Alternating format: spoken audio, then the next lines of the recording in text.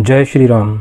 आज हम रामचरितमानस के बालकांड सोपान के दोहा नंबर 38 से आगे का पाठ प्रारंभ करते हैं। जौ करि कष्ट जाई पुनि कोई, जातहि नींद जुड़ाई होई। जड़ता जाड़ विषम उर लागा, गयहु नम जन पावु अभागा। कर न जाई सर मज्जन पाना, फिर आबई समेत अभिमाना। जौ बहोर को पूछन आवा, सर निंदा करिताहि बुझावा। सकल विघ्न व्यापहि नहीं तेहि, राम सुकृपा बिलो कहीं जेहि। सोई सादर सर मज्जन करई, महाघोर त्रेताप न जरई। ते नर यह सर तजहि न काऊ, जिनके राम चरण भल भाऊ। जो नहाई छह यही सर भाई, सो सतसंग करौ मन लाई। असमानस मानस चख चाही, भय कबि बुद्धि विमल अब गाही।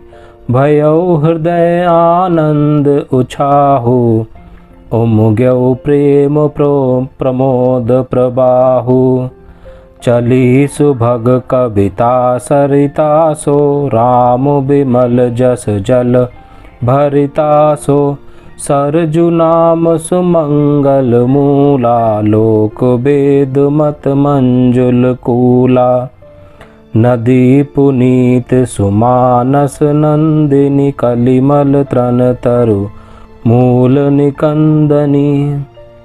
श्रोता त्रिविध समाजपुर, ग्राम नगर दुहकूल।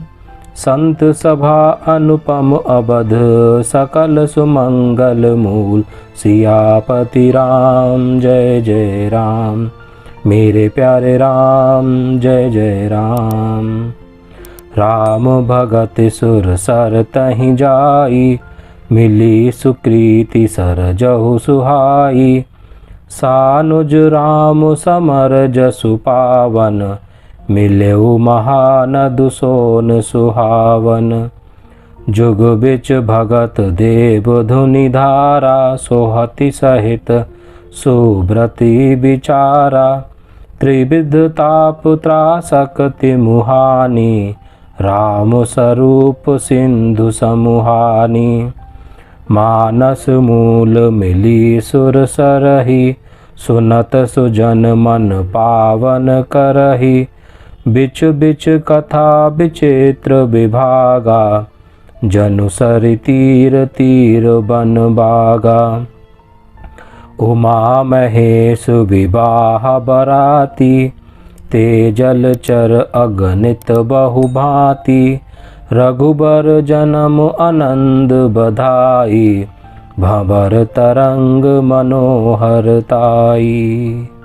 बाल चरित चहु बंधु के, बनज विपुल बहुरंग। नृपरानी परिजन सुकृत, मधुकर बारि बिहंग। सियापति राम जय जय राम, मेरे प्यारे राम जय जय राम। इसका हिंदी में भावार्थ इस प्रकार है। यदि कोई मनुष्य कष्ट उठाकर वहाँ तक पहुँच भी जाए, तो वहाँ जाते ही उसे नींद रूपी जूड़ी आ जाती है। हृदय में मूर्खता रूपी बड़ा कड़ा जाड़ा लगने लगता है, जिससे वहाँ जाकर भी वह अभागा स्नान नहीं कर पाता। उससे उस सरोवर में स्नान और उसका जलपान तो किया नहीं जाता, वह अभिमान सहित लौट आता है। फिर यदि कोई उससे वहाँ का हाल पूछने आता है, तो वह अपने अभाग्य की बात न कहकर सरोवर की निंदा करके उसे समझाता है। ये सारे विघ्न उसको नहीं व्यापते, अर्थात बाधा नहीं देते, जिसे श्री रामचंद्र जी सुंदर कृपा की दृष्टि से देखते हैं। वही आदरपूर्वक इस सरोवर में स्नान करता है और महान भयानक त्रिताप से, आध्यात्मिक, आधिदैविक, आधि भौतिक तापों से नहीं जलता। जिनके मन में श्री रामचंद्र जी के चरणों में सुंदर प्रेम है, वे इस सरोवर को कभी नहीं छोड़ते। हे भाई, जो इस सरोवर में स्नान करना चाहे वह मन लगाकर सत्संग करे। ऐसे मानस सरोवर को हृदय के नेत्रों से देखकर और उसमें गोता लगाकर कवि की बुद्धि निर्मल हो गई। हृदय में आनंद और उत्साह भर गया और प्रेम तथा आनंद का प्रवाह उमड़ आया। उससे वह सुंदर कविता रूपी नदी बह निकली जिसमें श्री राम जी का निर्मल यश रूपी जल भरा है। इस कविता रूपिणी नदी का नाम सरयू है, जो सुंदर मंगलों की जड़ है। लोकमत और वेदमत इसके दो सुंदर किनारे हैं। यह सुंदर मानस सरोवर की कन्या सरयू नदी बड़ी पवित्र है और कलयुग के छोटे बड़े पाप रूपी तिनकों और वृक्षों को जड़ से उखाड़ फेंकने वाली है। तीनों प्रकार के श्रोताओं का समाज ही इस नदी के दोनों किनारों पर बसे हुए पूर्वे गांव और नगर हैं और संतों की सभा ही सब सुंदर मंगलों की जड़ अनुपम अयोध्या जी है।